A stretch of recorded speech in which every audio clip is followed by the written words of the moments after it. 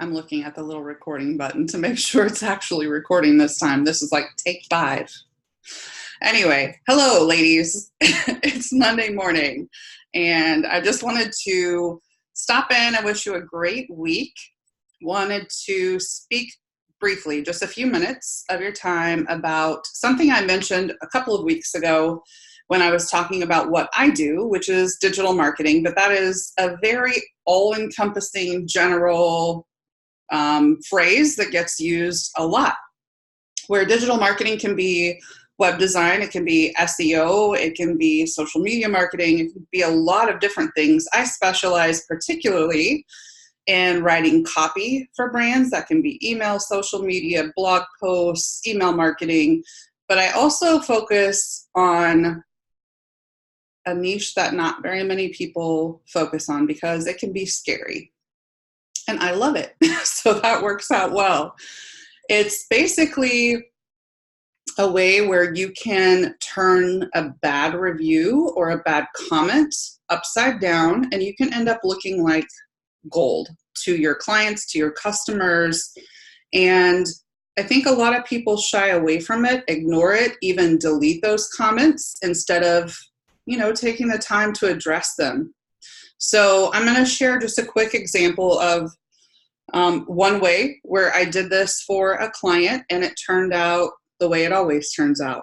I don't take on clients if they're skeezy, if they're trying to, manipulate their customers, or if they're compulsive liars, that sort of thing. I don't take those clients on. So, and you'll understand how I figure out who to take on and who to leave behind. So essentially, this customer came to me and he said, I know him personally, and I know that he's held a public office before, not elected, but hired into a public office. And he said, down in Baton Rouge, they printed a really scathing story about me and how I lied on my resume. And now that I'm applying for all of these other jobs, they're finding that article. So now they think I'm a compulsive liar who just wants to make myself look better. And that's not the case.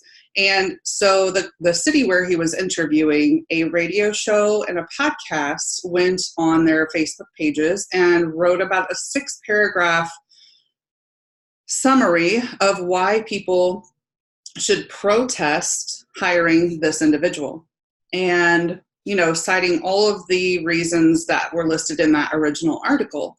And I said to him, all right, well, do you have proof that you have a master's degree in public administration? Do you have proof that you were a guest lecturer at Purdue? Do you have proof for all of these things? And then he said, yes, I have proof. And I also have a link to an article where they retracted everything that was said in the original article. And I said, funny, that gets buried, huh? And he said, yeah, it's real funny. So he sent me all of that information. And I said, okay, great. Now I know I'm working with someone who is legit.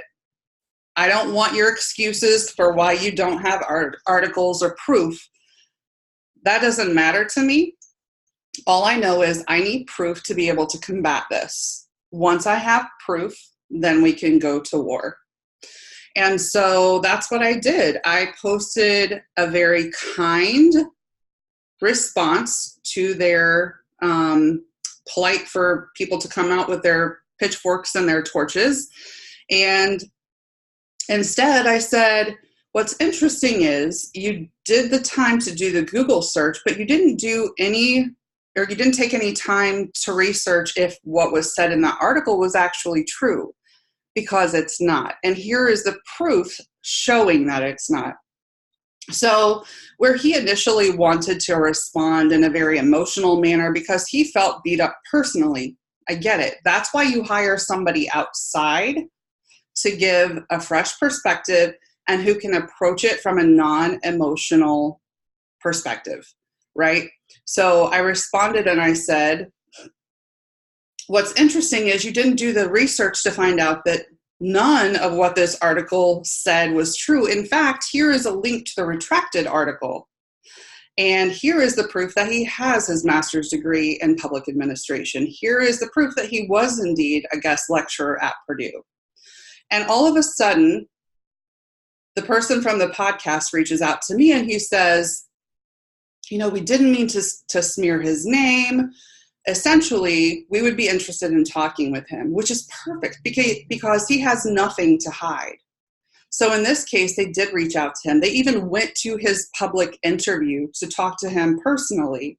And then the next day, guess what happened? They retracted the entire post, talked about how wrong they were, talked about how important it was for people to actually stand behind him and support him.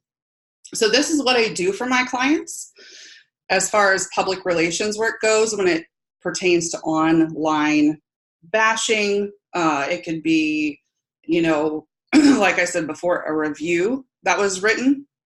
And I've done this for multiple clients. And in every situation, because I only take on the clients that I know are telling the truth and have proof to back it up, I make you shine like gold.